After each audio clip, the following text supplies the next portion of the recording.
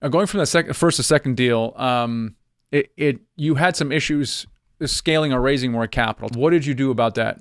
Yeah, so we joined your platform builder uh, programs, and I also another and this was part of the program is just setting up our systems so with the ebook so we could have the funnel there so people come in, download that, eventually set up a call with us, and kind of be deal ready, and then also through the platform creating weekly content and having a CRM to keep track of all that and all the people in our system. And then finding a big thing of the platform builders was just kind of finding one social medium that you could really put your most efforts on, and that was Twitter for me.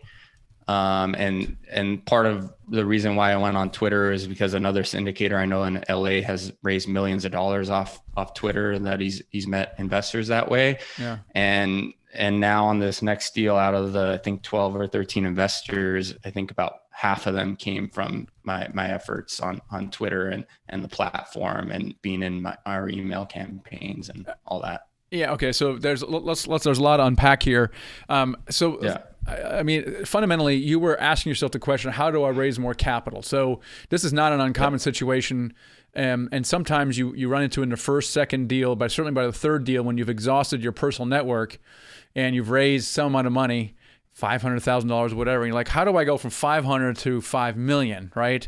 And Yep. you look back on the level of effort it took you to raise the whatever 500,000 you did, and you're like, there's no way. I had to speak to 100 investors to raise that $500,000. There's no way I'm meeting with with 1,000 investors. And so you were asking the question, how do you find more investors? And the answer is online, right? Through this platform. And so what we did together is kind of we worked out your brand. We created a lead magnet where people can download the lead magnet, and then there's some automations once they download that. You have our CRM to track all this stuff, and then people just schedule calls on your calendar, right? Yep.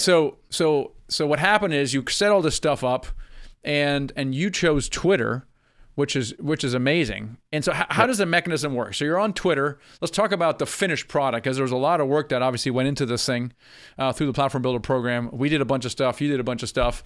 But Yep. Now that the mechanism is in place, kind of describe how it works.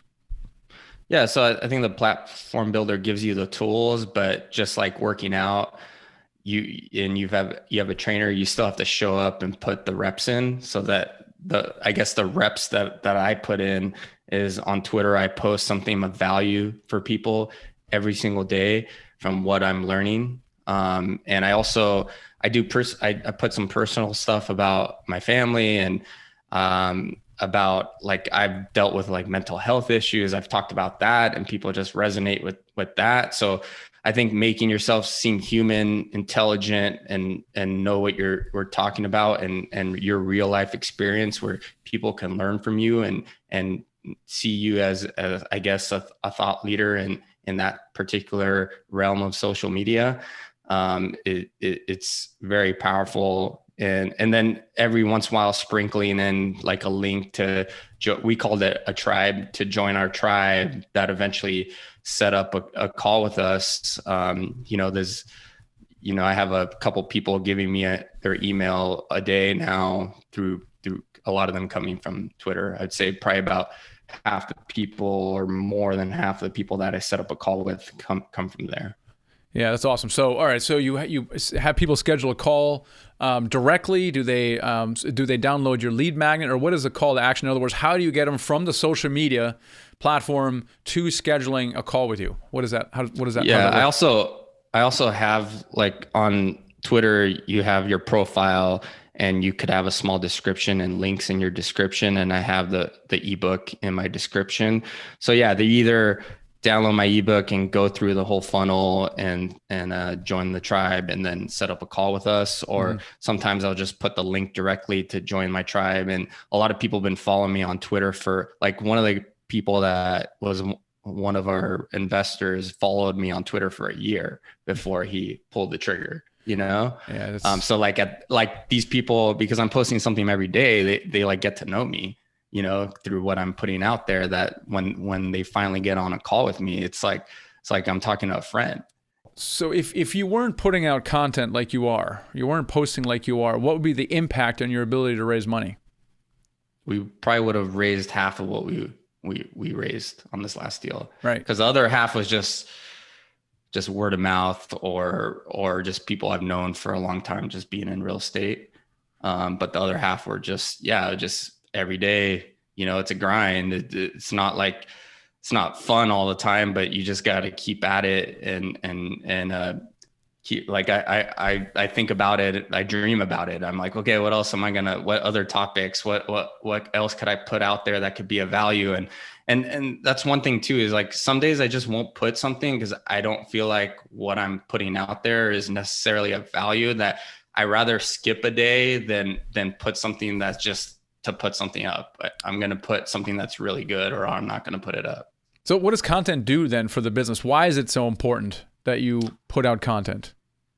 I think it just gives potential investors or anyone looking at your information kind of an insight into your business and your thought process. And it's helped me, like, writing these blog posts has helped me really, like, actually think through everything and be that much more clear about what we're doing and why we're doing it and how we're doing it, so that when I actually have calls with people, like, and they ask me questions, I'm like, I've thoroughly thought through it. I've really, like, been in the weeds with it, and I'm confident about it, and they could see that, okay, this is a thoughtful, thorough person.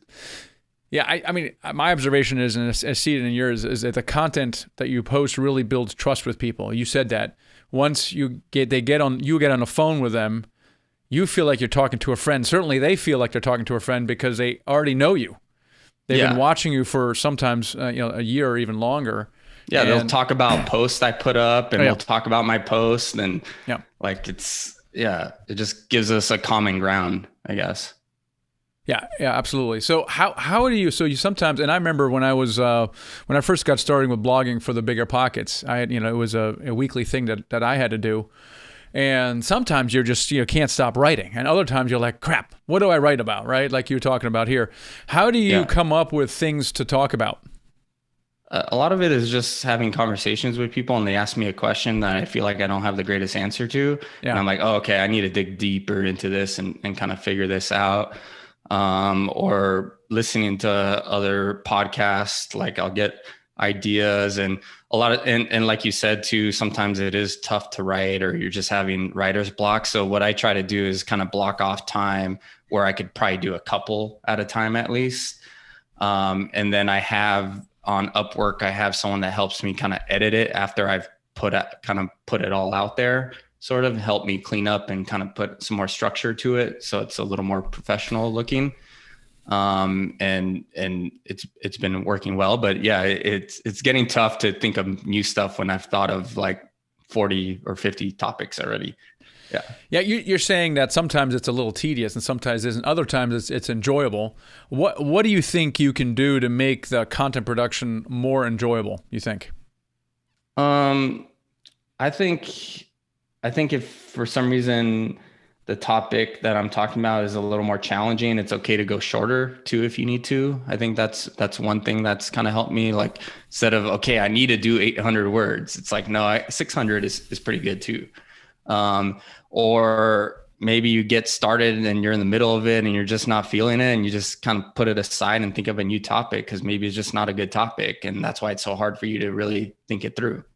And one of the things I did as soon as I was able is try to outsource as much as I possibly can. You talked about editing. At least you're keeping it simple. You're just doing blog and like Twitter posts. You're not doing podcasts or video, which are just super time intensive. You're keeping it very simple. So that's number one.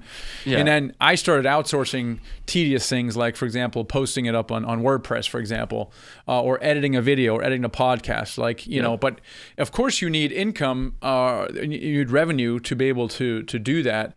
Talk about the business case a little bit. Let's going back to the last deal you did, or even the deal before, the last deal before that. How much money do you think you directly got from online medium? Like, how many investors and roughly how much money was that? Probably around $500,000. So That's amazing. And these are yeah, people you've never met before. You somehow discovered them on Twitter. They came to you, scheduled a call, and that's amazing. I mean, that is really amazing. yeah, it's kind of crazy to think about it that way. Yeah, but like we were talking about, if they've been following me for a long time and seen all my content for a long time, they feel like they know me, where it doesn't feel random anymore, even though at one point it was. So what is your advice to other syndicators, right? They've maybe raised a couple $100,000 and they're kind of, they feel like they're tapped out. What do you advise that they should think about doing? Just like we were talking about, putting out a weekly blog or a weekly video or some kind of content on a weekly basis, and finding one social media channel where you focus all your energies at, where you're posting something every day and you give it your personal touch to that people know that you're a human being and that that you're trustworthy, and that you're being thoughtful and thorough, and kind of being transparent too, like even maybe talking about some of the failures you've had or some of the things that haven't gone so well, because we're not perfect. We make mistakes. Things don't go out perfectly to plan all the time. And if you put it out there, they resonate with that. I mean, one of the things I hear a lot, and you've gone through this process, is there's the actual technical aspect of setting up the platform, the lead magnet, then the automations, and you can do that. In fact, we do that for you. But without producing content on a regular basis, it's just going to die a slow death. We talked about it earlier. How did you get yourself? Why did you understand that producing content was so important? Like, did you just buy why did you decide to commit to that? Because a lot of syndicators struggle with that last piece, is they go, it's too much work. I don't know what to write about. It's not important. It doesn't make a difference. And we, of course, know better, but why did you overcome kind of that mindset a little bit? I think you guys drilled it in pretty well for us in the program. That's number one. And number two, I'd struggled on that first raise, and I knew something significant had to change, and that was consistent. And when I have my eye on the goal, like, I'm going to do everything it takes to get there. And that's part of it. And I think a lot of people aren't consistent, and they have to, that's something that maybe number one, you have to deal with. Okay, why am I not consistent in my everyday things that I do in my life? And then work on that. And then you could kind of work on the other stuff that comes with that. Yeah, I love that. That's the way you scale the business, and you continue this activity. You kind of see how this is resulting in more capital raised.